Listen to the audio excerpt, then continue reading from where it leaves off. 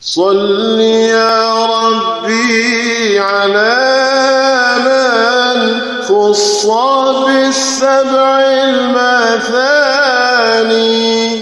وعلى آل وصحب وعلى القطب التيجاني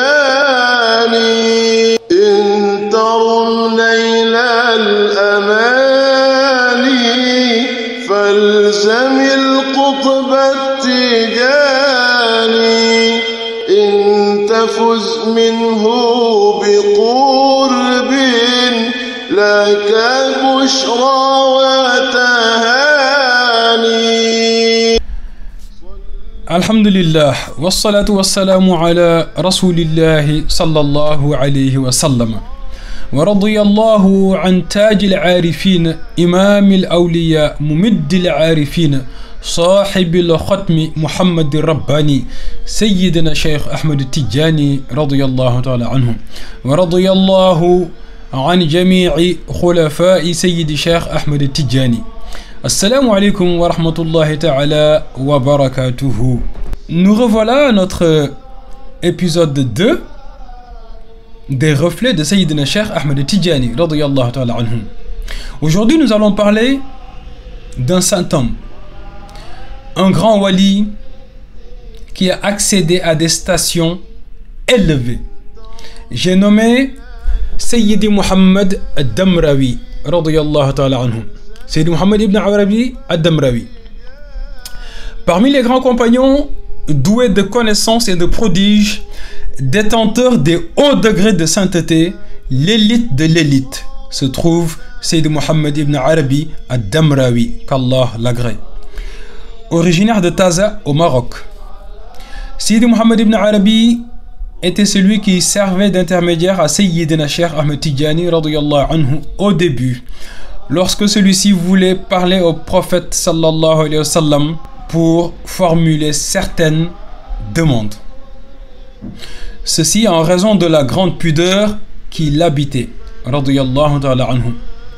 Parce qu'il faut savoir que les grands hommes de Dieu qui ont accédé à des stations extrêmement élevées, en rencontrant le prophète sallallahu alayhi wa sallam à l'état de veille, ils sont pris par une grande pudeur face au prophète sallallahu alayhi wa sallam.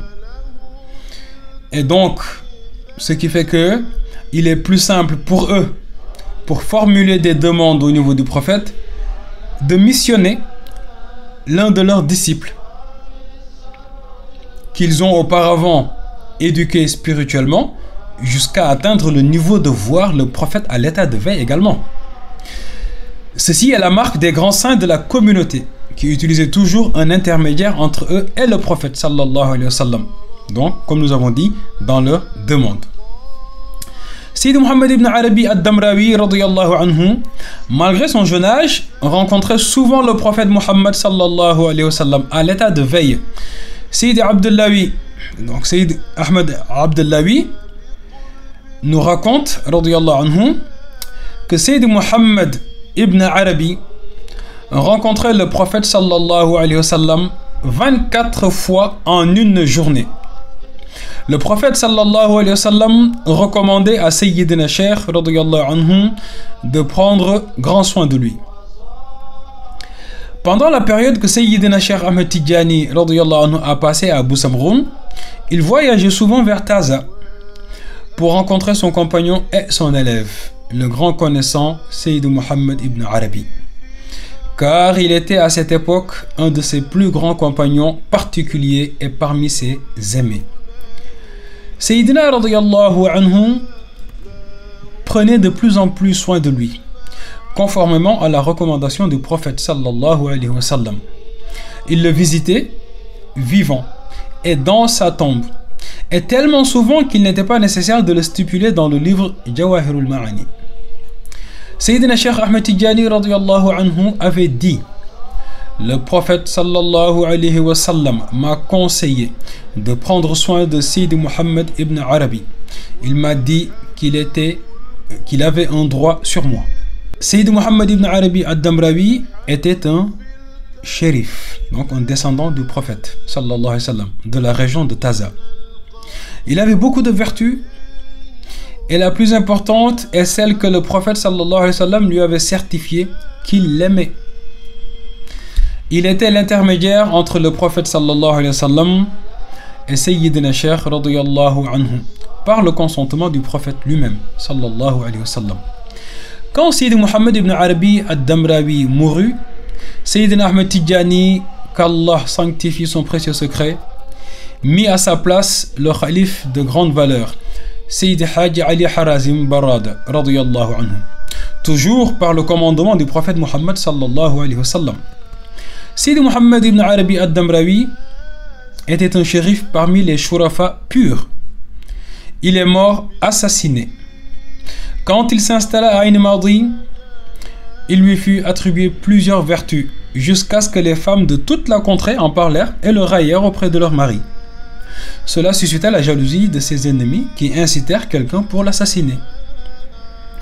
Son assassin plutôt, le visitait souvent avant son acte horrible et lui demandait des doigts. Imaginez-vous. Mais Sayyid Muhammad ibn Arabi ad-Damrawi radiyallahu anhu le chassait et lui disait: bien, va-t'en loin de moi, ô faiseur, fils de faiseur, car les ennemis t'inciteront à me tuer. En effet, il fit tel qu'il lui dit. Un jour, celui-ci vint alors que Muhammad ibn Arabi ad-Damrawi était insouciant et occupé.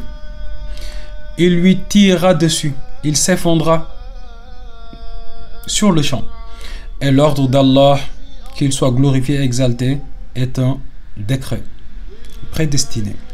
Sayyid Muhammad ibn Arabi ad-Damrawi radiyallahu anhu savait par dévoilement, le mukashafa, tout ce qui allait lui arriver et les manigances de ses ennemis. Allah, qu'il soit glorifié et exalté, a puni ceux qui avaient comploté contre lui, ainsi que son agresseur de façon très dure. En effet, leur groupe a été dispersé et brisé. Leur descendance a failli s'éteindre. Et ceux qui subsistaient dans cette région furent complètement ruinés et furent marqués au visage par l'horreur. Par conséquence de l'intensité de la vengeance d'Allah, qu'il soit glorifié et exalté. Qu'Allah, qu'il soit glorifié et exalté, nous préserve de tomber dans la même erreur. Amin. Celle de l'opposition envers nos maîtres les walis. Pourquoi? Parce que cela mène à la perte déclarée. Allah, qu'il soit glorifié et exalté, dit dans un hadith Qudsi, ce qu'on appelle hadith al-Qudsi. C'est un hadith qui est dit directement par Allah, qui est différent d'un hadith qu'on peut appeler hadith nabawi, qui est le hadith qui est dit par le prophète Muhammad sallallahu alayhi wa sallam. Donc dans ce hadith Qudsi ou hadith saint, Allah nous dit: Man adhali waliyan faqad adhantuhu bil harb. Allah nous dit en substance: celui qui s'en prend à l'un de mes walis, je lui déclarerai la guerre. Ceci se trouve dans le Sahih de Bukhari. Donc, s'attaquer à un wali d'Allah, à un allié d'Allah, à un homme de Dieu, c'est déclarer la guerre à Dieu en fait, conformément à ce hadith. En apprenant sa mort, un cheikh de Tunisie voulut prendre sa vengeance sur tous les habitants de Ain Madi. Ce dernier ne faisant pas partie de la tariqa Tidjani, Sayyidina Cheikh Ahmed Tidjani lui écrivit une lettre pour le mettre en garde contre les conséquences d'un tel acte. Il lui avait envoyé un groupe de 6 personnes pour porter le message, groupe dans lequel se trouvait Sayyid Muhammad ibn Mishri, qu'Allah l'agrée. Il ne lui restait plus qu'à se conformer aux ordres de Sayyidina radiyallahu anhu. Sayyid Muhammad ibn Arabi ad-Damrawi était le prodige de son époque. A'jubatu zaman. Pour ce qui était connu de ses secrets et de ses connaissances, il recevait du prophète Muhammad sallallahu alayhi wa sallam en rêve et en éveil, ce qui étonnait plutôt les esprits et n'est capté que par les grandes personnalités.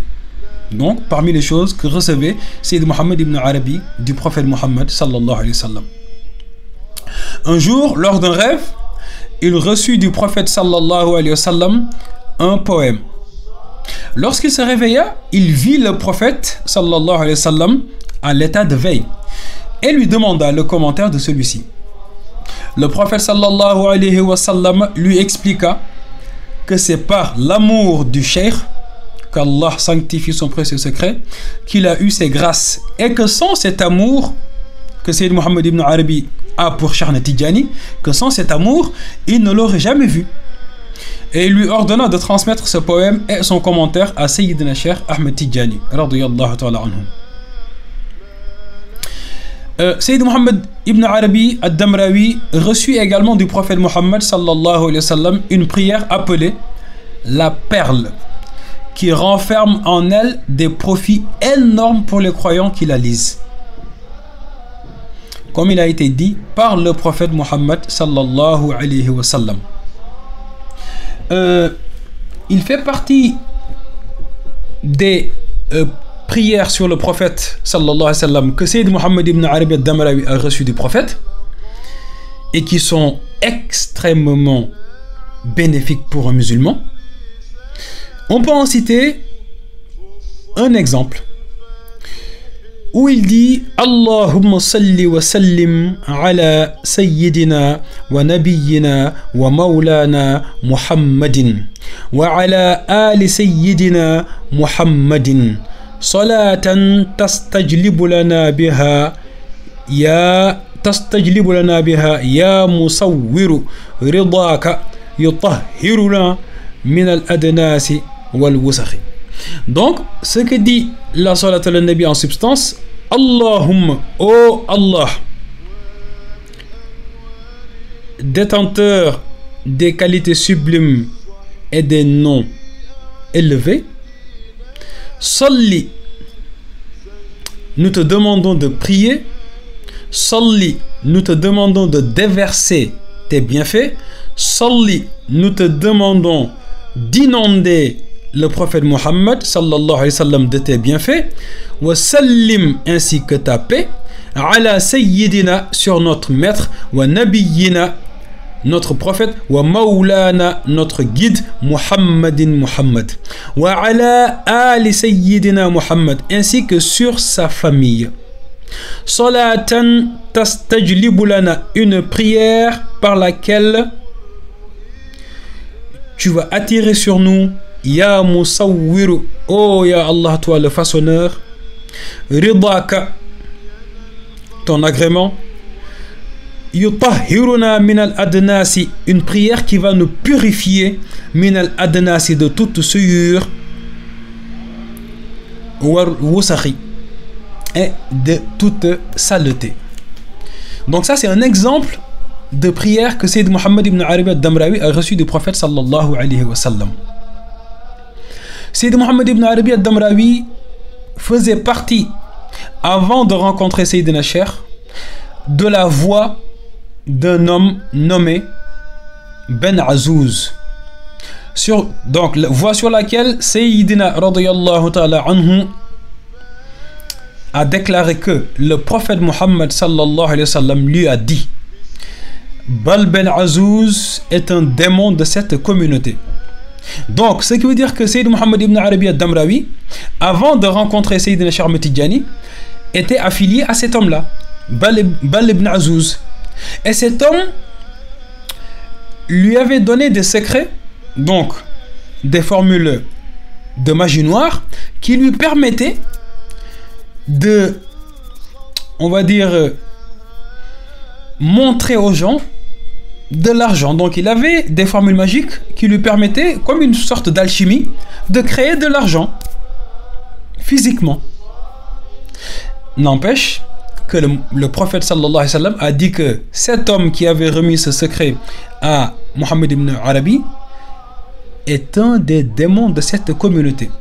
Qu'est-ce qu'on peut en tirer comme enseignement?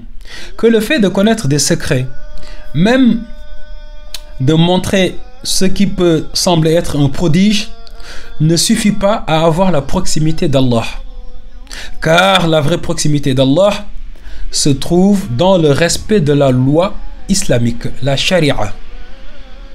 Oui, c'est la loi qui régit la vie du musulman.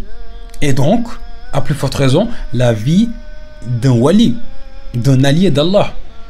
On ne peut avoir la proximité d'Allah sans le respect de la loi, la charia. Quand il rencontra Sayyidina Cheikh radiyallahu anhu, il lui demanda la baraka pour suivre sa tariqa, ayant vu en lui tous les prodiges. Sayyidina Cheikh Ahmed Tidjani, qu'Allah sanctifie son précieux secret, en fit son intime, suivant en cela les recommandations du prophète Mohammed sallallahu alayhi wa sallam. Parmi les faits rapportés, il y a celui où Sayyidina Cheikh radiyallahu anhu lui envoya quelqu'un pour l'inviter à venir le voir. Donc, envoya un émissaire à Sayyid Muhammad ibn Arabi al-Damrawi.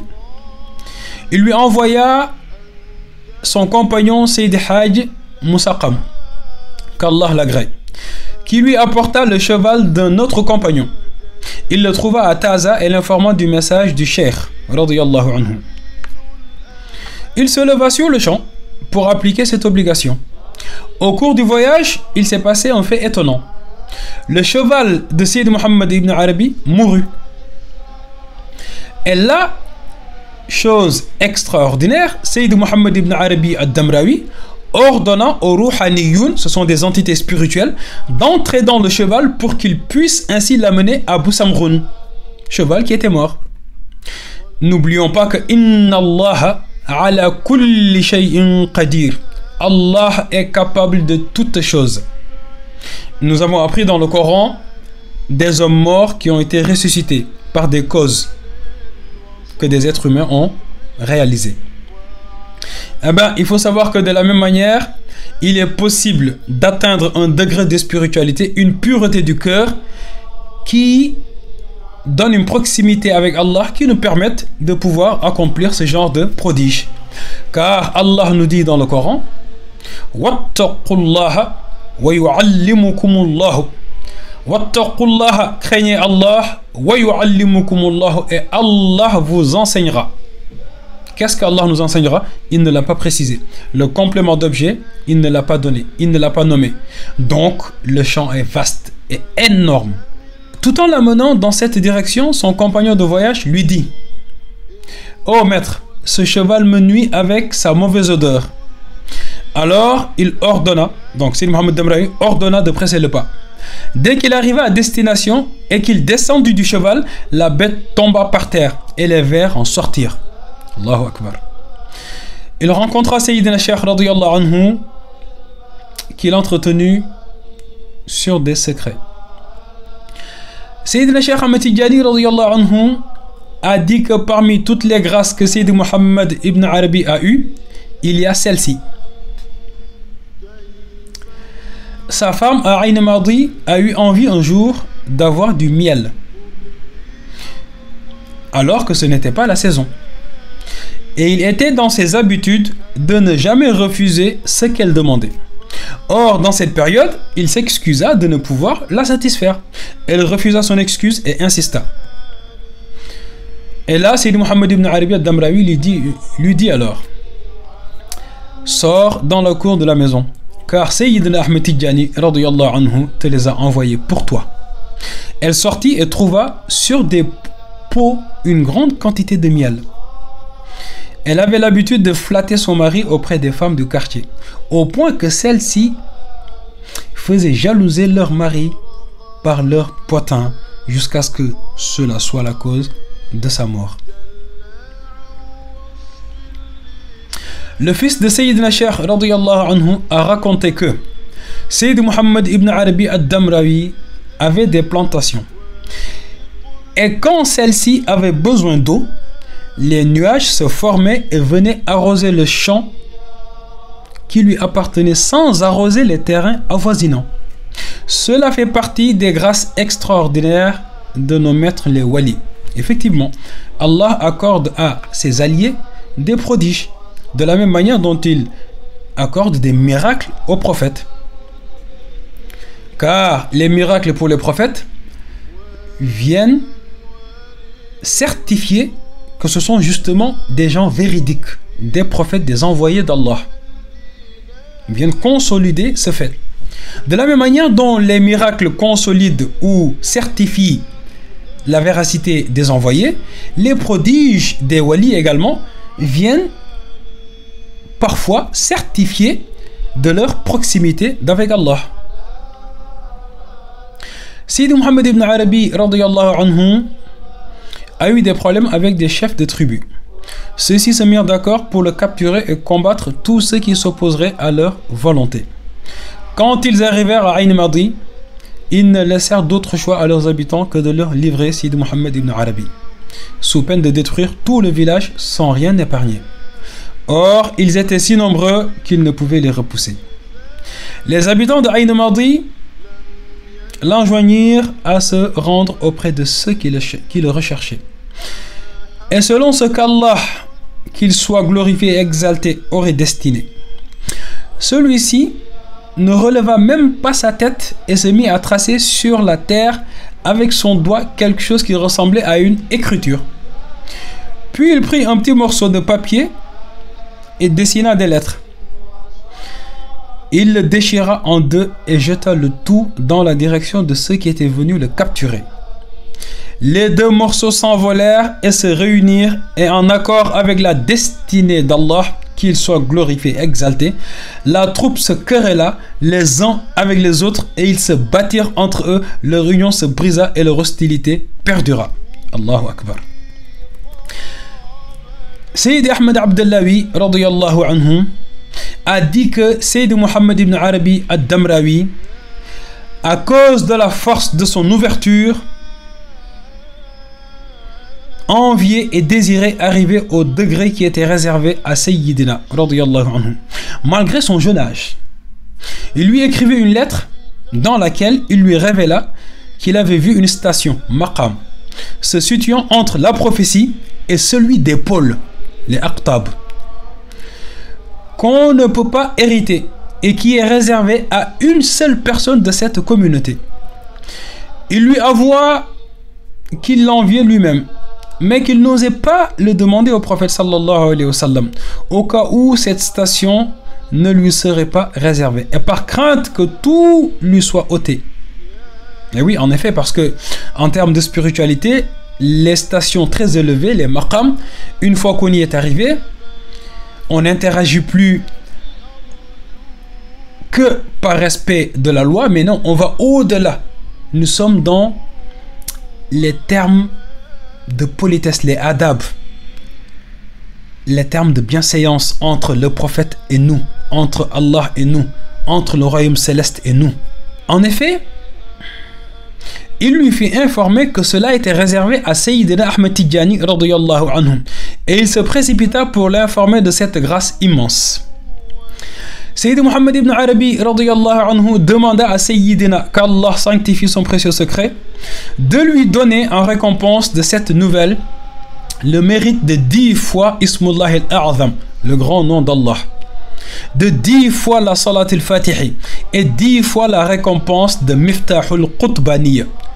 Donc Miftahul Qutbaniya, c'est la clé de la Qutbaniya. Car il constata qu'une seule parole d'évocation prononcée par Sayyidina Ahmed Tidjani radiyallahu anhu dépasse ce qu'il ferait lui, ses enfants et ses ancêtres pendant 70 ans. Allahu Akbar. Parmi les récits qui furent rapportés par les gens de confiance, il est ceci. Un groupe était parti visiter Sayyid Muhammad ibn Arabi, qu'Allah l'agrée. Parmi eux se trouvait Sayyid Muhammad ibn Mishri radiyallahu anhu, et le connaissant, le Arif Billahi, Sayyid Haji Ali Tamasini, qu'Allah l'agrée, et d'autres encore. Ils lui posèrent la question suivante. Lorsque les bêtes meurent, entrent-elles au paradis ou non? Il se dit, ils ont pensé que j'étais un sage ou j'étais stupide. Mais celui qui m'aime malgré ma stupidité entrera au paradis, et celui qui me déteste entrera en enfer. J'étais perplexe face à leurs questions, et je ne savais quoi leur répondre jusqu'à ce que je rencontre le prophète sallallahu alayhi wa sallam et l'interroge sur cela. Il me dit que parmi elles, il en est qui entrent au paradis, celles des prophètes et messagers, des saints et celles qui meurent durant le combat, ainsi que celles sur lesquelles on fait le hajj, et toutes celles qui meurent sur la voie d'Allah, qu'il soit glorifié, exalté. Pour elle, il est un paradis qui n'est pas celui des êtres doués de raison. Il est sans construction et il est rempli de la végétation qu'elles aiment et désirent. Allahu Akbar. Des questions subtiles dont on ne peut trouver les réponses qu'auprès du prophète. Est-ce que les bêtes, lorsqu'elles meurent, elles vont au paradis? Voici la réponse. Sayyid Muhammad ibn Arabi radiyallahu anhu est mort à Ayn Madi à l'âge de 28 ans. À ce jeune âge, il voyait le prophète 24 fois par jour. Et ceci uniquement grâce à l'amour qu'il portait pour Sayyidina Cheikh Ahmed Tidjani, conformément à ce que lui a dit le prophète sallallahu alayhi wa sallam. Il n'a laissé que 2 filles comme progéniture dans cette ville. Il est mort quelques mois avant que Sayyidina Cheikh radiyallahu anhu s'en aille pour Fès. Sa tombe se trouve à Ayn Madi. Elle est célèbre et visitée pour la baraka. أقول قولي هذا واستغفر الله لي ولكم. السلام عليكم ورحمة الله تعالى وبركاته.